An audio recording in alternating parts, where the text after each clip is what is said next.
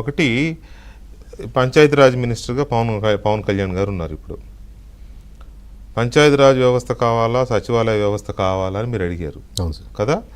సచివాలయ వ్యవస్థ ఉంది కదా, దాన్నే కాకపోతే కొంచెం అలా కాకుండా అదే నడిపిస్తున్నారు. ఈ క్వశ్చన్ అడగడంలో మీ ఉద్దేశం ఏంటి, ఎందుకు అడిగారు? అంటే ఇప్పుడు ఇది అంటే టువర్డ్స్ పాత గవర్నమెంట్లో స్టార్ట్ అయింది కదా సార్ సచివాలయం కాన్సెప్ట్. సో సిస్టమ్ బాగుందా లేదా పాత పంచాయతీరాజు ఈ వ్యవస్థలోనే వెళ్తే బాగుంటుంది? సచివాలయం కాన్సెప్ట్ వల్ల జగన్ స్టార్ట్ చేసిన సచివాలయం కాన్సెప్ట్ రెండు, అంతకు ముందున్న పంచాయతీరాజు బాగుందా, ఏ సిస్టమ్ ఉందా అనేది. దాంట్లో టీడీపీ వాళ్ళు కూడా సచివాలయం కాన్సెప్ట్ బాగుంది అనేది 62.81% వచ్చింది సార్. అవును, ఇప్పుడున్న సచివాలయ వ్యవస్థ బాగుంది అనేది. అలాగే జనసేన నుంచి 41% సపోర్ట్ చేస్తున్నారు, బీజేపీ నుంచి 26, ఆబ్వియస్లీ వైఎస్ఆర్సీపీ హైయెస్ట్ ఉంది 68.23. సహజం వాళ్ళ ఇది. సో మొత్తం ఓవరాల్గా యావరేజ్ చూసుకుంటే 61% మంది సచివాలయం కాన్సెప్ట్ బాగుంది, కంపారిటివ్లీ 22.26 పంచాయతీరాజ్. ఎందుకని బాగుందంట? అంటే యాక్సెసిబిలిటీ ఉంది, యాక్సెసిబిలిటీ ఉంటుంది. లోకల్ ఏదైనా ఇష్యూస్ ఉంటే వాళ్ళు ఎక్కడే సచివాలయం అనే కాన్సెప్ట్ వాళ్ళు సాల్వ్ చేసుకోవచ్చు. డాక్టర్, పోలీస్ కానీ ఆ సిస్టమ్ అంతా అక్కడ తీసుకొచ్చారు కదా సార్. మేబీ అవైలబిలిటీ కంపారిటివ్లీ ఇంతకుముందుతో పోలిస్తే పార్టీలో ఉన్నటువంటి కార్యకర్తలు, లీడర్స్ చేసే సిస్టమ్స్ కాడి నుంచి పంచాయతీకి నుంచి ఈ సచివాలయం కాన్సెప్ట్ మేబీ ఉద్యోగస్తులు కానీ నెంబర్ ఆఫ్ ఎంప్లాయ్మెంట్ పెరుగుతూ ఉంది, కొత్త కొత్త జాబ్స్ ఇప్పుడు కూడా వస్తూ ఉన్నాయి.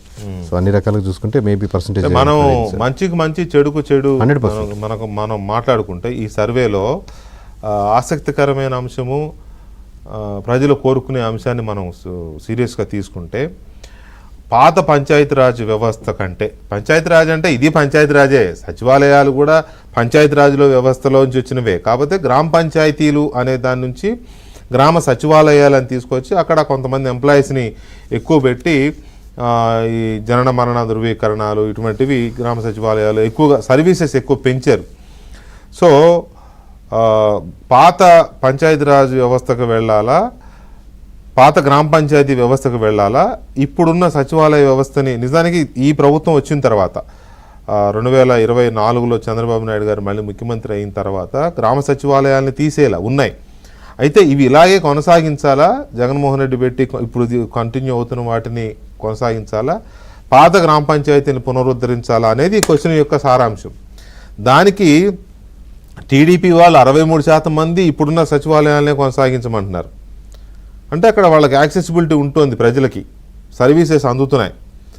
జనసేన వాళ్ళు 42% మంది జనసేన వాళ్ళు కావాలని అంటున్నారు, బీజేపీ వాళ్ళు 26% మంది కావాలంటున్నారు,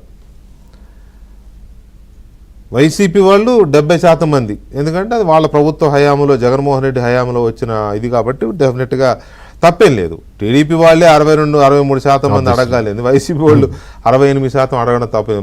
ఇది ఒక గుడ్ ఫ్యాక్టర్ని మనం గుడ్ ఫ్యాక్టర్గానే డిస్కస్ చేసినప్పుడు, అదర్స్ని మనం ఇతరులను చూసినప్పుడు 52% మంది, సుమారుగా 52% మంది సచివాలయ వ్యవస్థను కంటిన్యూ చేయమంటున్నారు.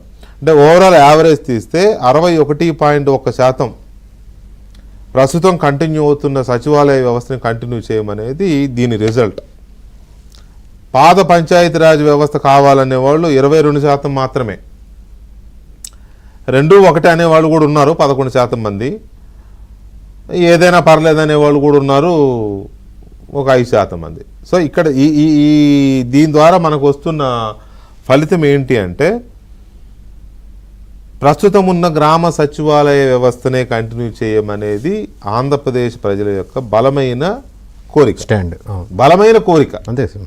జగన్మోహన్ రెడ్డి హయాంలో ప్రారంభించబడిన ఈ సచివాలయ వ్యవస్థ ఎలాగైతే మనం ఎన్టీ రామారావు గారి హయాంలో మాండలిక వ్యవస్థ వచ్చిన ఎలాగైతే బలంగా కొనసాగుతుందో, ఇప్పుడు ఈ సచివాలయ వ్యవస్థను కూడా కంటిన్యూ చేయమనేది ప్రజల కోరిక.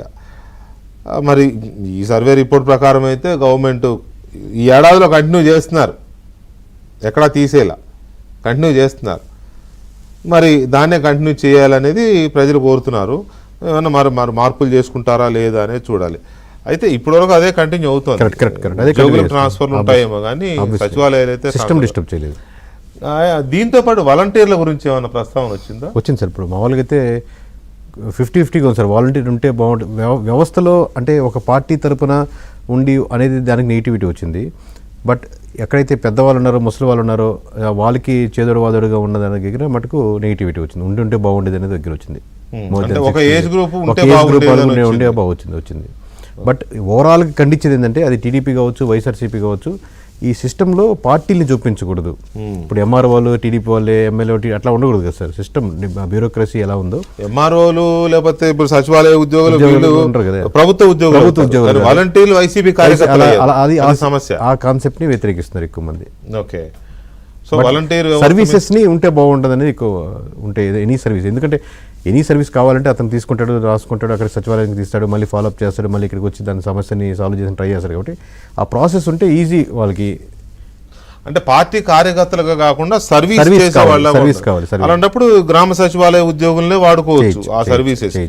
మళ్ళీ వాలంటీర్లను తీసుకొస్తే ఇప్పుడు ఏమన్నారు, మొన్నదాకా వాళ్ళని వైసీపీ కార్యకర్తలు అన్నారు, ఇప్పుడు వీళ్ళు తీసుకొస్తే టీడీపీ కార్యకర్తలు అంటారు, లేకపోతే జనసేన కార్యకర్తలు.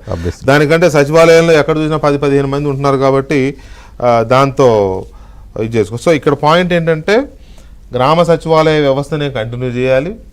అలాగే పొలిటికల్ ముద్ర లేని సర్వీసెస్ వాలంటీర్లు ఏవైతే సేవలు అందించారో అలాంటి సేవలు ఇప్పుడు అందిస్తున్నారు. ఇప్పుడు పెన్షన్లు కానీ ఇవి కానీ ఫస్ట్ తారీఖు వెళ్ళిపోతున్నాయి, వాలంటీర్లు లేరు, వెళ్తున్నాయి.